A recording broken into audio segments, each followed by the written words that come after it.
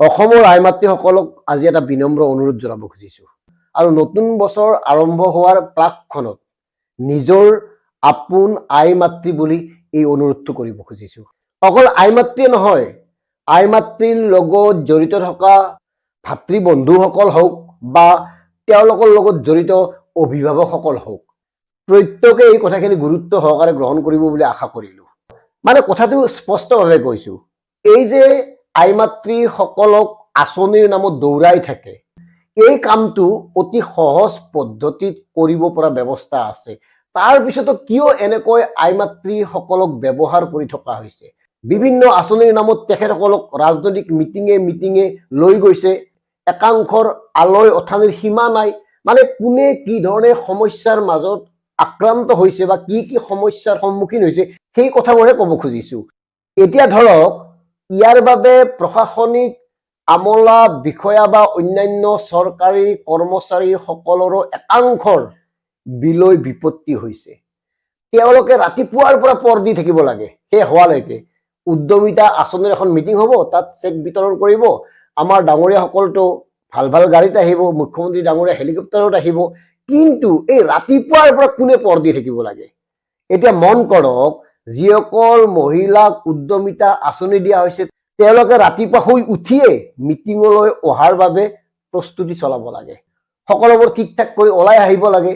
তাৰোপৰি একাংশই যদি আপোনাৰ উইংগাৰত আহে, কিছুমানে ই ৰিক্সাত আহে, কিছুমানে ভাড়া গাড়ীত আহে, আহি খোজকাঢ়িব লাগে, দিনৰ দিনটো এনেকে থাকিব লাগে, ৰাতিপুৱা গৈ সন্ধিয়া উভতি আহিব লাগে। আৰু তাত মিটিং কিমান সময়ৰ কাৰণে হয়? মিটিং বৰ বিশেষ 1 ঘণ্টা 1.5 ঘণ্টাৰ কাৰণে হয়। তাৰ আগৰ পৰা পিছলৈকে এই যে ব্যস্ততাৰে পাৰ কৰিবলগীয়া হয়, মানে চৰকাৰী বিষয়াসকল বা মহিলাসকল, তেওঁলোকৰ সমস্যা নহয় নেকি? সেইকাৰণে আমি ক'ব খুজিছোঁ, এই বিষয়টো সমাধান কৰাৰ আটাইতকৈ সহজ উপায়টো হ'ল ডিজিটেল মাধ্যম ব্যৱহাৰ কৰা। প্ৰত্যেকৰে একাউণ্ট আছে, একাউণ্টত পইচাবোৰ দিয়ক। কিয় একাউণ্টত পইচাবোৰ দিব নোৱাৰে? কিয় এনেকৈ টকাবোৰ দিয়াৰ নামত মহিলাসকলক এই ধৰণে আতিশয্য চলোৱা হৈছে? এয়া এক ধৰণৰ আতিশয্য। এইকাৰণে কৈছোঁ, যিসকলে ভোগে তেওঁলোকে বুজিছে। বহুতে অসুখীয়া দেহ লৈ আহিবলগীয়া হৈছে, মানে নাহিলে নাপাব।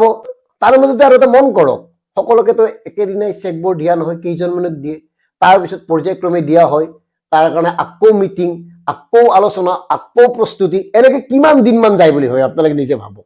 তাৰ মাজতে আৰু কি হ'ল, এই যে মিটিঙলৈ যাব তাৰ কাৰণে টকা দিয়া হয়, মানে 160 টকামানকে দিয়া হয় প্ৰতিগৰাকীক। সেই টকাখিনি হয়তো সিদিনা কিছুমানক নিদিয়ে, তাৰপিছত আকৌ মাতে।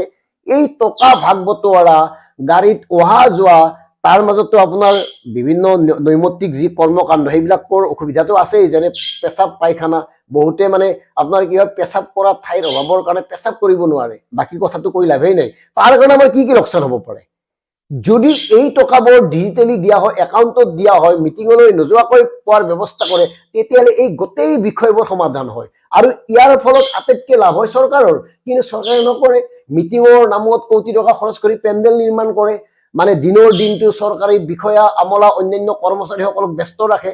তেওঁলোকৰ এনেকুৱা অৱস্থা হয়, মহিলাখিনিক এৰি যাব নোৱাৰে। মহিলাখিনিতো পুৱাই ওলায় আৰু গৈ পাওঁতে সন্ধিয়া লাগে।